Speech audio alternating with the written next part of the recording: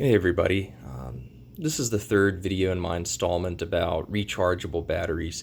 Just a quick recap. These batteries were harvested from a laptop that I used in college. I couldn't find a date anywhere on any of it, but I would estimate that these batteries were probably made in between 2000 and 2003. I used this laptop from 2005 until 2008, and it overheated. I left it on 365, 24/7, and didn't really take care of cooling very well. You can see it actually melted the battery pack to the battery at one point.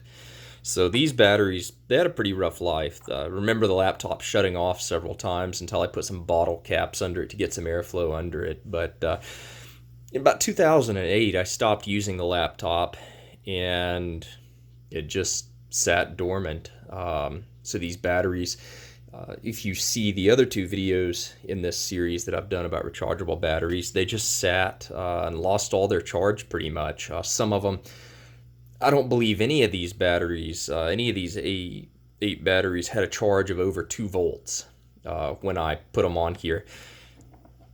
Roughly 10 months ago, I charged them all up. They all took 4.20 volts. They all took within about 15 minutes of each other at a little over 5 hours, if I recall, to charge. And I ran one of them, two of them, I believe, actually, in my HLX flashlight until they went into regulation, or rather direct drive, fell out of regulation, and they got within 80 to 90% of what I calculate based on this battery's MAH of a full runtime.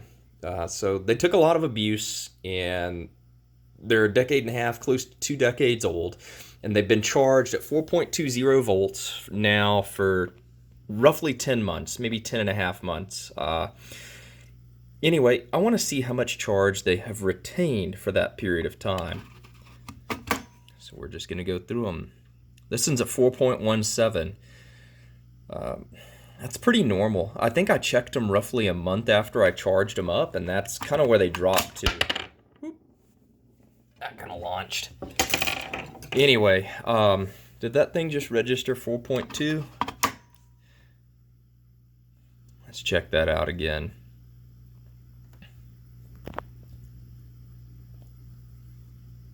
I could have sworn I saw 4.2, but maybe that was the milliamps, and I'm looking through my camera here. Yeah, no, it's 4.17. Okay, let's try our next one. We're just going to go through these and see how they held a charge.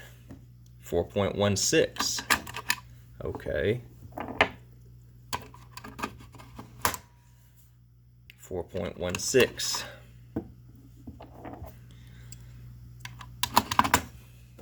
4.16.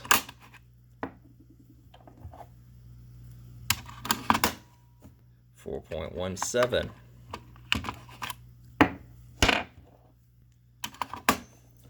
4.15.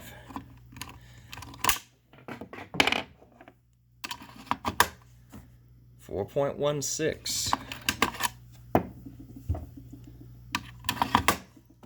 4.16. All right. These batteries are almost 20 years old. For the first 5 or so years of their life, they were abused heavily, overheated, etc. And for almost the next decade, they just sat there. Basically, the worst things you could do to rechargeable batteries are what was done with these. Constant use, 24/7, 365 for 5 years, and then just let to self-drain over the next decade. I charged them all up to 4.2, and they've ranged from 4.16 to from 4.15 to 4.17 volts. A lot of people have concerns about rechargeable batteries and the life cycle of the system, if you will, compared to primaries. Primary batteries are renowned for having a good shelf life. I've seen tests on them where they've been shown to degrade only 5 to 10% after over a decade of storage in proper conditions. And that got me curious about how viable rechargeable batteries are for these end of the world, I'll never be able to buy another one, what am I going to do type scenarios. Well, if you get a solar charger and treat them even reasonably decent, it looks like you can easily count on 20 years of service out of your rechargeables if they're the same quality they were back in the early 2000s from Sony. These the Sony green batteries, they're kind of popular for laptop harvests. Anyway, I just wanted to kind of do this little series spanning almost a year to show whether or not they were viable, and it seems that they are. Now, I have not load tested these, discharge load tested. My charger doesn't do that. But I did run two of them in my HLX, which is a 1,000 lumen flashlight. That's a relatively demanding process.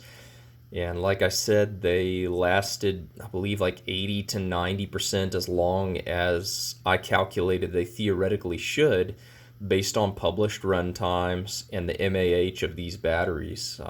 They gave me over 30 minutes apiece in that light of regulated runtime.